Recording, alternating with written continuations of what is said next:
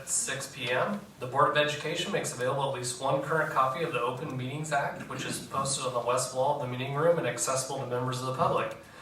Will you please stand and recite the Pledge of Allegiance with me? Pledge allegiance to the flag of the United States of America and to the republic for which it stands, one nation, under God, indivisible, with liberty and justice for all.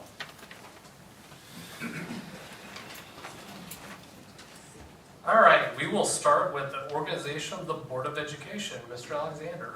Okay, so at this time, with January being the first meeting of the year, I would open the floor for nomination for the office of the President of the Beatrice Public Schools Board of Education. I move that Eric Trusty be elected as president to serve a term of 1 year. I have a motion for Eric Trusty to serve as Board President for 1 year. Do I have a second? Second. I have a motion and a second for Eric Trusty to serve as Board President. Are there any other nominations? Hearing none, can I have a motion to cease nominations and a unanimous ballot be cast for Eric Trusty to serve as Board President for 1 year term for the Beatrice Public School Board? I move that nominations cease and Eric Trusty be unanimously elected to serve as president for a term of 1 year. I have a motion. Do I have a second? Second. I have a motion and a second. All in favor say aye. Aye. All opposed, same sign. Congratulations, Eric Trusty, you are now president. All right. And we will move on to the next nomination for vice president, or should we go to the oath of office? Awesome. Yeah, okay, we'll go to the oath of office first. We will swear in our newest board member, Janet Byers. Hey, Jeff, we can have you down front.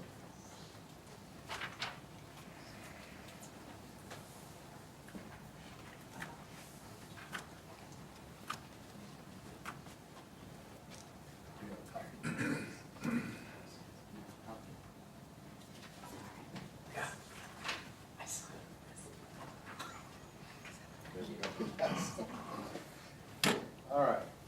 Janet, if you'll raise your right hand and repeat after me. I state your name.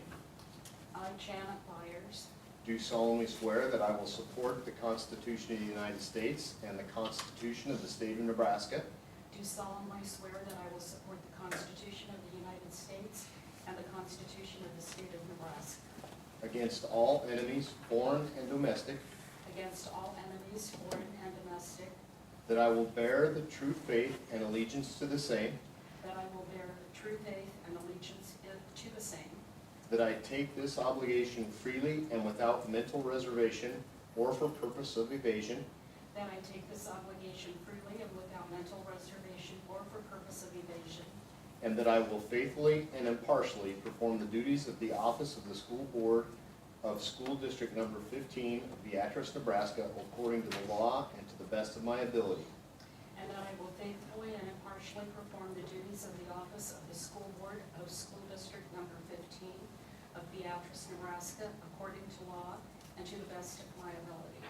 And I do further swear that I do not advocate nor am I a member of any political party or organization that advocates the overthrow of the government of the United States or this state by force or violence, And I do further swear that I do not advocate, nor am I a member of any political party or organization that advocates the overthrow of the government of the United States or of this state by force or violence, and that during such time that as I am in this position, and that during such time as I am in this position, I will not advocate nor become a member of any political party or organization that advocates the overthrow of the government of the United States or of this state by force or violence. I will not advocate nor become a member of any political party or organization that advocates the overthrow of the government of the United States or of this state by force or violence. So help me God. So help me God. Congratulations. Welcome. Thank you very much.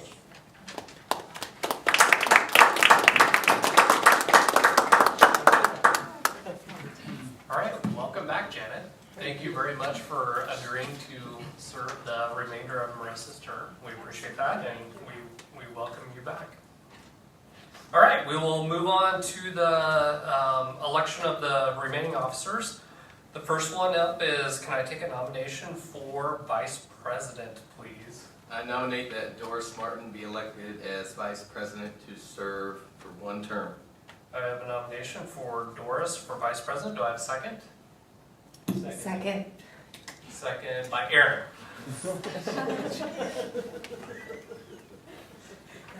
And I think we'll go ahead and take the or do we need to vote on each of these individually? Or can we take the nominations for secretary, treasurer, and recording secretary? We can do them all. Yeah, let's then, can I also get a nomination for secretary, please? I move that Dr. Jackie Nielsen be appointed as Secretary of the Board of Education. Okay, we have a nomination for Dr. Jackie Nielsen for secretary. Do I have a second? Second. Second by Eric. Nomination for treasurer, please. I move that Mr. Jason Alexander be appointed as Treasurer of the School Board. Okay, we have a nomination for Jason Alexander to be treasurer. Do I have a second? Second. Second by Eric. And then a nomination for recording secretary. I move that Danielle Fairbanks be appointed as Recording Secretary of the Board of Education. Okay, we have a nomination. Do I have a second? Second. Second by Eric. All right, so if we can now vote on the slate of nominations for Vice President, Doris Martin, Secretary, Dr. Jackie Nielsen, Treasurer, Jason Alexander, and then Recording Secretary, Danielle Fairbanks. And that slate of nominations is approved. All right, next up, we will go with committee appointments. So as per Board of Education Policy 8151, the President of the Board of Education shall annually appoint board members to each of the two standing committees, School, Community, and Staff Relations, and Americanism Committee, and Negotiations Committee as well. So in conversations with most, I would at least put on this slate of committees, everybody will remain in their current committee with the exception of Janet will replace Marissa. So she would replace Marissa on the School and Community and Staff Relations Committee. So do I have a motion to approve the slate of committee nominations? I move that the slate of candidates as presented by Eric Trusty be elected. Okay, we have a motion. Do I have a second? Second. Second by Eric, and your votes, please. And motion passes. So just real quick, School and Community and Staff Relations Committee will be Eric Book will be the chair, Charles Riedesel, and then Janet Byers. Americanism Committee will be chaired by Brandon Petrosky, Charles Riedesel, and Eric Book. And then the Negotiations Committee will be chaired by myself, Eric Trusty, Doris Martin, and Aaron Hamilton. And then the NASB legislative delegate will be myself, and then government relations and network representative will be Charles Riedesel. All right, I think we are now reorganized for 2026. And we can move on to the consent agenda. Do I have a motion, please? I move that the Board of Education of District 15 approve the consent agenda as presented, including approval of minutes of the regular Board of Education meeting on December 8th, 2025, approval of the proposed accounts for payment, approval of budgetary receipts and expenditures for December 2025, approval of option students, approval of the third reading of policy 3132, internal controls, approval of the resignation of Jessica Weir, 5th grade. Okay, thank you. I have a motion. Do I have a second? Second. Second by Eric. Do you have a treasurer's report, Jason? We do. So budget report for December. General fund expenses for the month payroll was $1,901,533.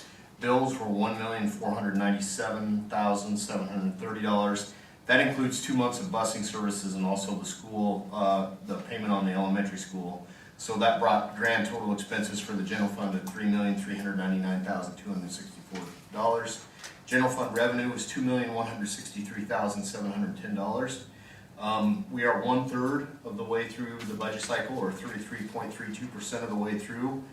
We have expended 32.48% of the budget. So you can see that this This means budget authority is currently underspent, but we are really close to where we should be, with 2/3 of the way to go.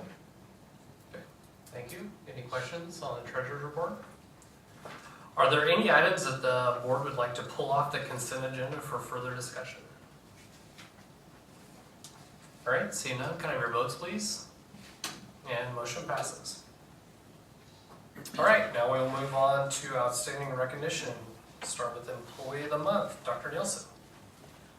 Wonderful, good evening. I am going to invite Mr. Ford and Ms. Bader up here, and they will recognize our Employee of the Month. Very good. We'd like to congratulate Mrs. Kayla Balsdorf as the January Employee of the Month. Not only is Mrs. Balsdorf a fabulous educator, she truly cares about our students. She answers any questions they have and consistently advocates for their needs. Being a brand new educator to Beatrice Public Schools, she has already made a meaningful impact on both students and staff. Her thoughtfulness is evident not only in the classroom, but also during professional development, where she is engaged, reflective, and always focused on improving her practice. Ms. Balsdorf always has a positive attitude, and our students truly need that. Even on difficult days, seeing her positivity can instantly lift the mood of those around her. She creates a welcoming and encouraging environment where students feel supported and valued. Kayla Balsdorf deserves this recognition for her dedication and commitment. She spends countless hours commuting to and from Lincoln each week, and while she could have chosen to work closer to home, she chose Beatrice Public Schools. That choice speaks volumes about her character, her work ethic, and the educator that she truly is. Once again, BPS is lucky to have her. Thank you again, Ms. Balsdorf, for your dedication to our students, and congratulations.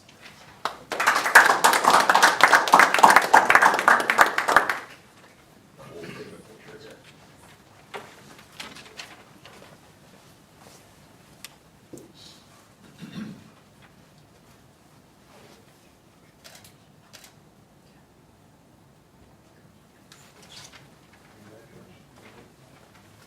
Kayla, I have something up here too for you. Can you share with us what she teaches? Science. Okay. Yep, science teacher. Congratulations. And what grade levels? What grade levels? Majority freshman and sophomore. I'm gonna give one up with all. Congratulations. Yep, congratulations, Kayla. Kayla, I'm curious, did they tell you why you were coming tonight, or did they trick you?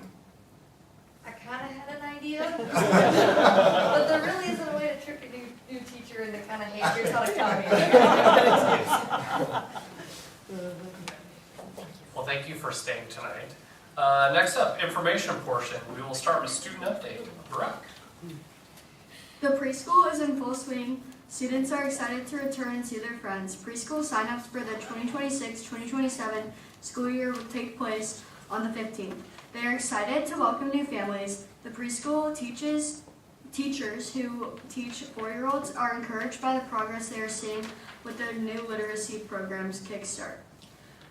Elementary students are working hard on respect. Students are earning respect tickets when they show respect towards others, and phone calls to home are being made when students show disrespect. By strengthening this home-school connection, they are hopeful that we can move a needle in both teaching and modeling respect. At the end of December, the elementary school celebrated academic success. They were able to recognize 435 students for above-average growth in literacy from August to December. They are excited about the progress their students are showing. In addition, they awarded 497 attendance awards to students who were in attendance 95% of the time.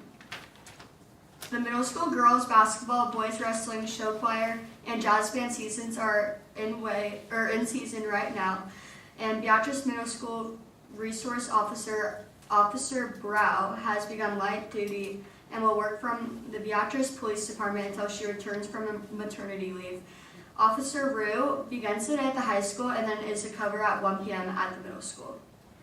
Beatrice High School hosted an assembly to start their third quarter with school expectations and the Oath of Orange were reviewed. The assembly focused on academic progress with the goal of reaching 97% of students earning passing grades. Currently, 87.86% of students are passing, representing a significant increase from last year. To reach the school's goal, 52 additional students need to achieve passing grades.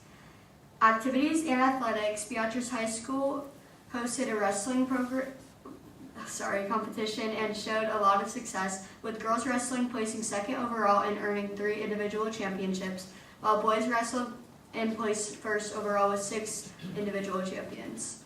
Both girls and boys basketball teams have shown strong mid-season performance, building positive momentum and several consecutive victories. Swim and dive team competed at the Kearney tournament, where the girls placed 3rd and the boys finished in top 10.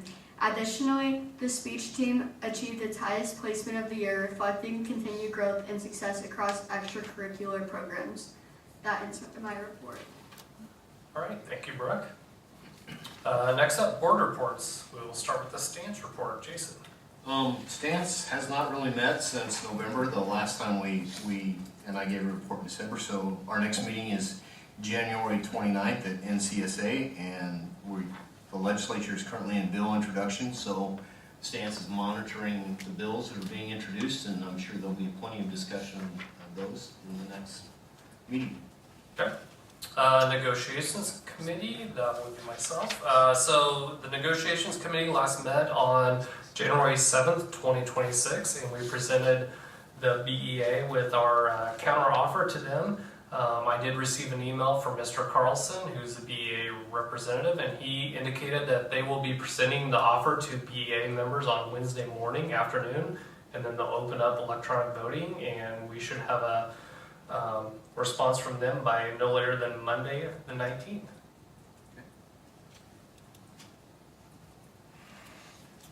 All right, next up, public forum for comments. I have one request to speak, and it is Mr. Alexander and Dr. Nielsen. Happy January. So this is a bit out of character than what we would normally do, but we come to you as citizens, and we wanted to take a moment out of tonight's meeting just to read a special letter to you. So we will start. Dear members of the Beatrice Public Schools Board of Education, on behalf of our students, families, staff, and community, we want to express our sincere appreciation for your dedication and service during Board Appreciation Month. Your leadership profoundly shapes the educational experiences and future opportunities of every child in our district. Your work reviewing policies, attending meetings, and making complex decisions often happens behind the scenes, yet its impact is felt daily in our classrooms, hallways, and activities. Because of your vision and unwavering support, our schools continue to grow, innovate, and provide safe, engaging learning environments. We especially recognize your efforts in supporting construction projects that enhance learning spaces and extracurricular venues for our youngest learners. Encouraging student growth both in and out of the classroom, ensuring rich, experiential learning activities, whether serving popcorn at ball games or organizing Veterans Day speeches. Your support of students is in the forefront of the community. Supporting staff through salary and benefit enhancements, professional development, and program improvement initiatives. Thank you for your continued commitment to student success, staff support, and community collaboration. Your integrity, vision, and leadership strengthen Beatrice Public Schools and make it a place where students thrive and educators feel valued. With tremendous appreciation on behalf of the entire BPS community, administration, and staff, Jason Alexander and Dr. Jackie Nielsen, Superintendent and Assistant Superintendent. Thank you very much for all you do. Thank you, thank you. Thank you guys for all you do. Appreciate that.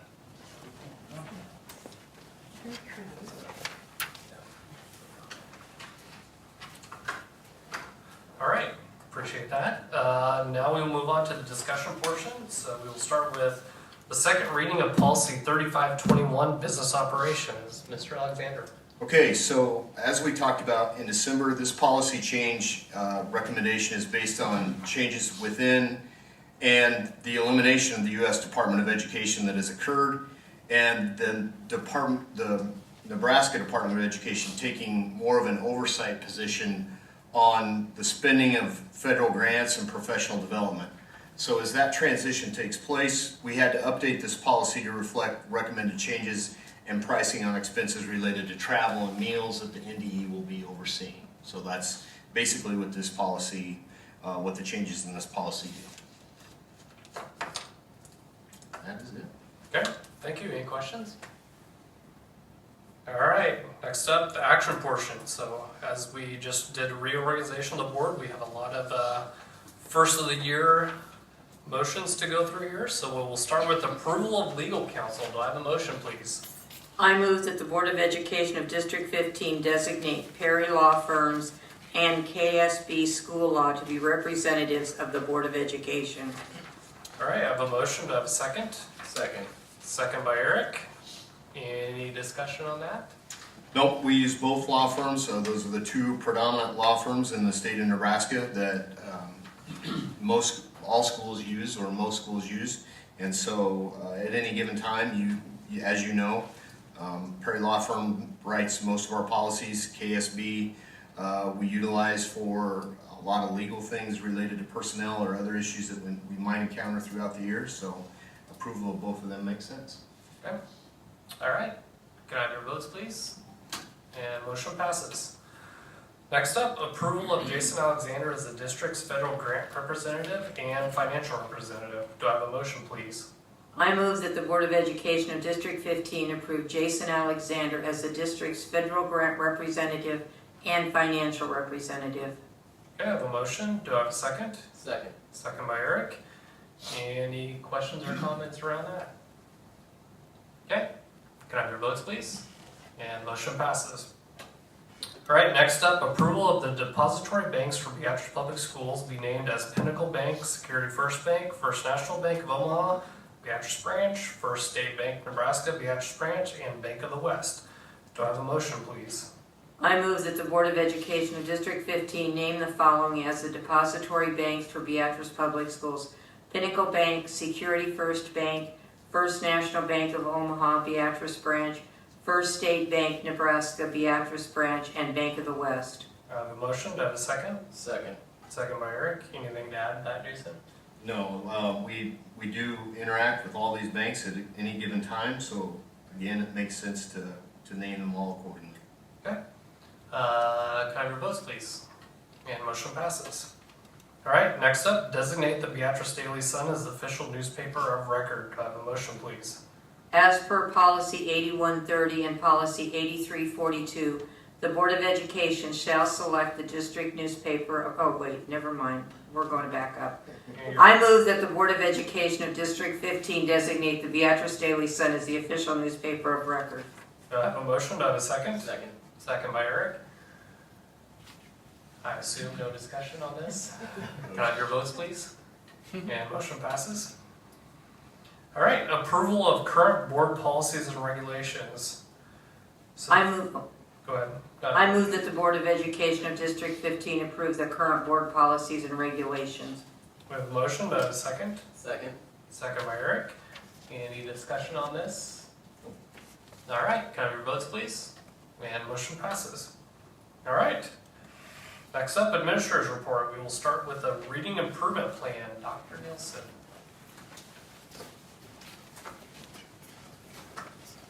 Perfect, and Miss Missy is joining me as well. So, at the state level, we know that we have the Reading Improvement Act, and the Reading Improvement Act targets K-3.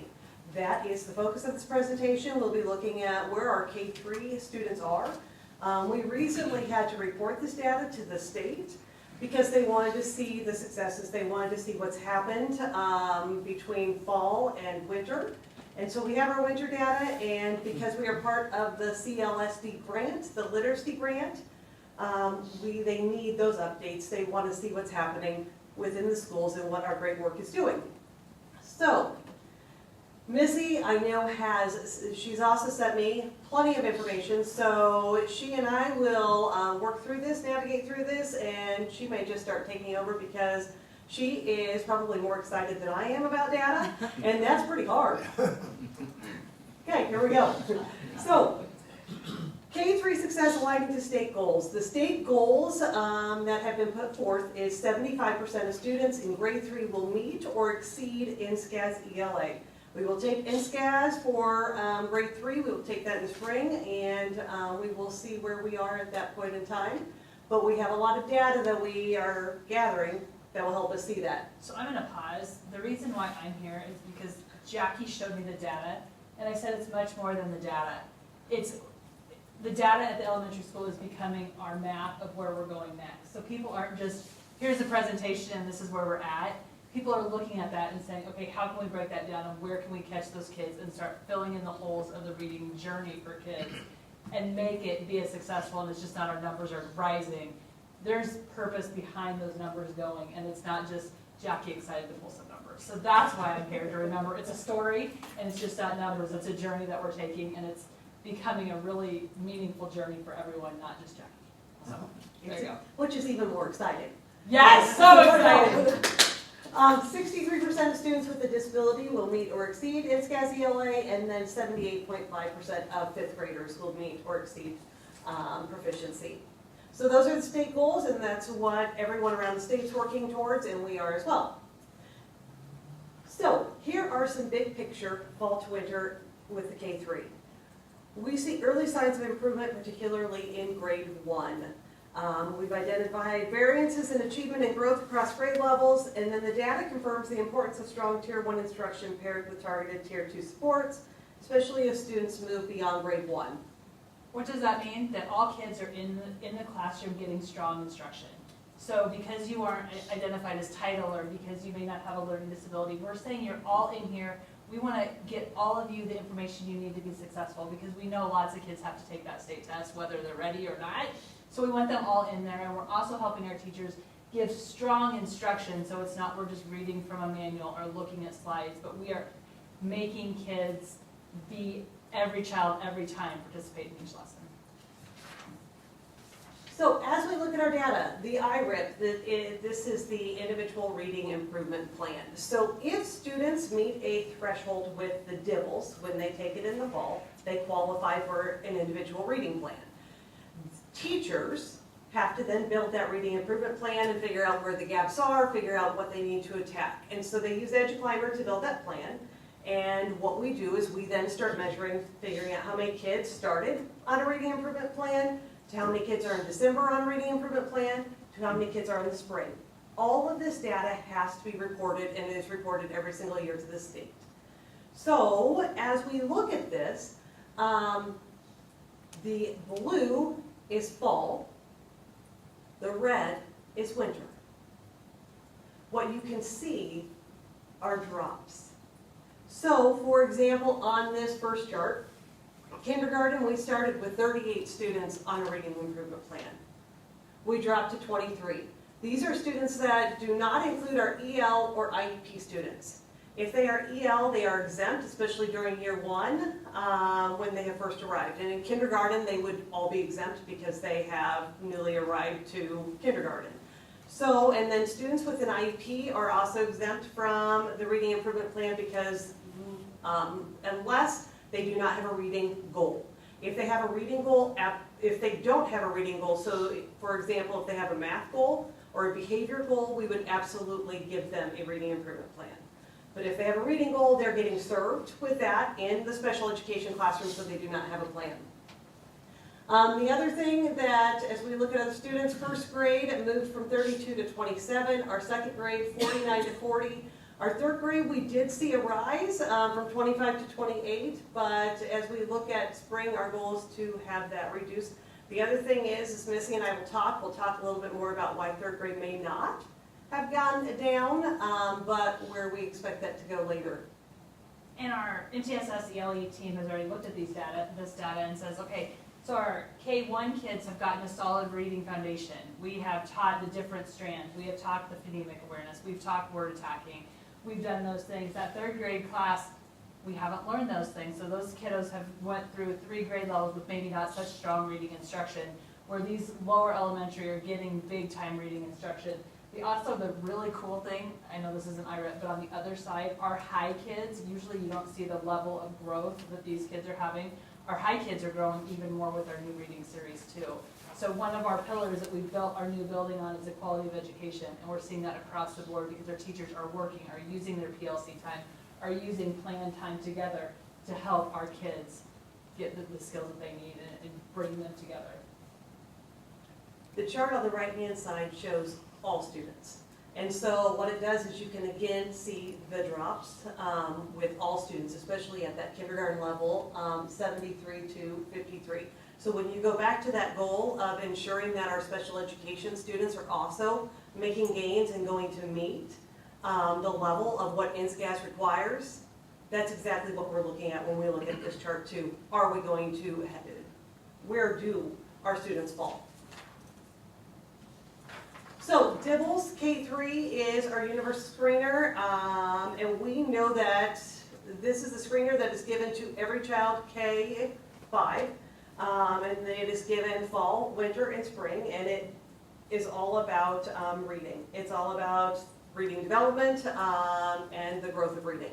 So growth is evident, but gaps widen as skills become more complex, and that's what we're seeing is with grades 3, 4, 5, we're still seeing gaps. Last year, the board approved the adoption of CKLA. That is a new reading curriculum at the elementary. This is our first year of implementation. So we're still going to see some of those gaps because CKLA provides, as Missy was talking about, a very intentional focus on building those reading foundational skills. And so that is one of the things that we're seeing with our younger grades is we're seeing the impact. We will slowly start seeing it with other grade levels. And I know that our teams have been working and thinking about how do we close the gaps, because we cannot look at our third graders and say, oh, well, sorry. We cannot do that, and we don't. So our MTSS ELA team has come together and said, okay, our kiddos that are in those lower levels, what are we doing with them? We're not just gonna say, let's go slower. So actually what's happening with those 4th and 5th graders, we're taking them way back and giving them those foundational skills. And some of them we've even broken down and targeting the specific skills and teaching them where they're at. So it's really, when we talk about PLCs and we've talked about, you know, data and everything, we've come a long, long way to actually putting those numbers to kids, to skills, to success. Because a lot of times we have the numbers and we just think, okay, cool, we have work to do. But now we're doing the work and we're seeing what's happening. So it's really exciting when teachers are coming and saying, okay, I have 4 kids in this level, what intervention can we put them in? That's what we want. We don't want to say these are the low kids, let's just go slower. These are the low kids, this is a skill that they're missing, and once they get it, they could be the high kid because they just needed that one piece to fill in their puzzle. So I don't get as excited as Jackie, but it's fun to see the puzzles all come together for people and us helping kids. So the other data that we are looking at is our map. Map we give fall, winter, and spring as well. And one of the things that you see over here is you see a chart of blue, red, yellow, green, orange. We want to see our kids moving towards that yellow, green, orange side. So blue and red the students are falling between the 0 to the 40th percentile. We want to see them moving from the 41st to the 99th percentile is where we want to see. So on that first chart, these are the achievement levels at fall. This is the achievement levels in the winter. The one thing that you can see, this is first grade, is this really is showing the trajectory that we want it to show. Second grade is, we're still seeing a little bit, but we do have some growth over here because this is now at 27%. Over here it was at 18%. So we are starting to see more growth and more leveling out. Yes, of course, we still have work to do, and we will continue to do work. And then our third grade was pretty strong, as you noticed to begin with. They have held that consistency. However, we have seen a few more move down to that 0 to 20th. So that's where we have to figure out exactly who are we talking about and what specifically do they need. And that is where our teacher teams have done an amazing amount of work. Missy and I can talk about this data, but it really is not us.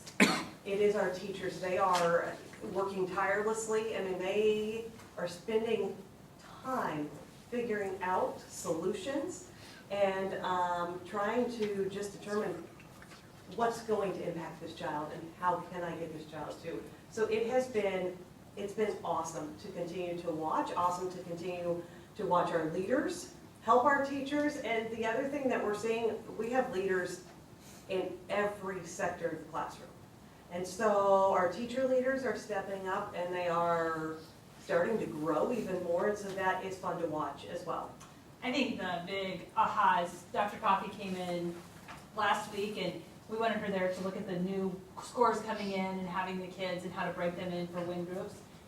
Half the groups left before 30 minutes because they were on their way and they didn't meet her. That was a sign of we're on our way to doing the great things. And so all of the support and all of the praise goes to the teachers because they're taking the data, they're saying we're going to do what's best for kids and keep moving. My problem, and I think someone else's problem, is this problem didn't happen overnight, so we're not going to fix it overnight. We have to look at that increase and give the skills and go from there. But definitely the trajectory is in the right way, and we're excited, and we try to celebrate that a lot. So we're going to move on to strategic focus. So why are we doing this? And what are the things that we're doing that really provide that focus for our staff, focus for our students? Because here's the other thing is we know that strong professional development, if it is like a shiny new object and that's all it is, that loses its wear. Our goal is to make sure that this is sustainable, to make sure that what we do really is truly impacting the kids and truly understood and developed and by staff. Because if we want staff to implement in the classroom, they have to have a strong understanding themselves. So we have spent a lot of time, fall, winter, spring, summer tutoring of students, but we've also spent a lot of time training staff on how to do that. Because they need to have the toolkit. It's not just sitting down with a student and having them read a book to you. There's a lot more that goes into those tutoring sessions. CKLA, they come in and they coach. They've coached in the fall. They will come again and coach in the spring. So they will be in the classrooms. They will be working with the teachers one-on-one during their PLC time. CKLA, the implementation. This has been a ton of work for our staff. This is a very different program than what they're used to. But I will tell you, our staff jumped in. Yes, there were probably some hurdles that we had to get over, but they jumped in and they are doing an amazing job. And they understand why we are doing this. The professional learning that we've had words, science of reading training by UNL. And so a lot of the professional development has been reading, and reading, right? And some more reading. In February, we're having someone come in about engagement because you can have all the knowledge you have in the world, but how you present that to kids matters a ton. So we're bringing someone in that we actually saw when we went to Texas to get your Teach On the conference there. He's coming back to us so we can share it with everyone on the staff to say, you can be the smartest person, know everything about reading, but if your delivery falls on the ground and your kids are looking at you like, yeah, I don't care, let's be done. So he's coming to help engage and re-engage that learning. The CKLA coach that was just here on Monday said, the expectations for your staff are through the roof. Your staff knows exactly what they need to do and they're doing it, and we don't know that we've ever seen that implementation so strong in a school in year one. So kudos to them for all of their hard work. Okay, so successes for first semester. Do you want to take this away? Go for it, you're Okay. doing it. So all of our kids are growing. And that is what we're seeing. They may be growing from the 5th to the 10th percentile, but they are growing. One of the things that we are seeing is our Tier 1 students are growing faster than they have in the past. So some of our top level kids, where they're maybe at the 60th, they're growing to the 75th percentile. So we are seeing them grow faster because sometimes we get the questions of, well, what about the high ability kiddos? Are they still growing? Is this program really meeting their needs? Absolutely, the program is meeting their needs and pushing them as well. Our Tier 2 and Tier 3, we are not seeing as much movement as we would expect. However, we will trust the program, trust the process, because I don't know if expect is the right word. I think as we want, maybe is the right word, because we're seeing them grow. So I think as we want, we maybe want to see more, but every kids are growing. I mean, yeah, I think they're doing a good job. Yeah. And then teams are looking at data and building strategic plans for win groups. Win means what I need, so everyone has win time at the elementary, and they focus on exactly what that child needs at that point in time. I think the huge celebration is we're seeing this as something that's helping kids and not just something we have to do.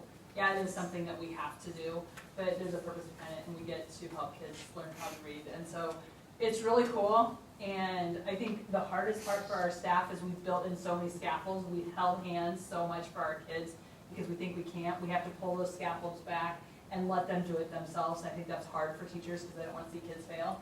But that's our next step, to help all those learners to do it and not expect someone to do it for them. So it's exciting stuff. If you ever want to come, the stuff that they're talking about is mind-blowing, and they're getting it, so it's cool. Any questions? Thank you. All right, thank you guys. Next up, superintendent report, Mr. Alexander.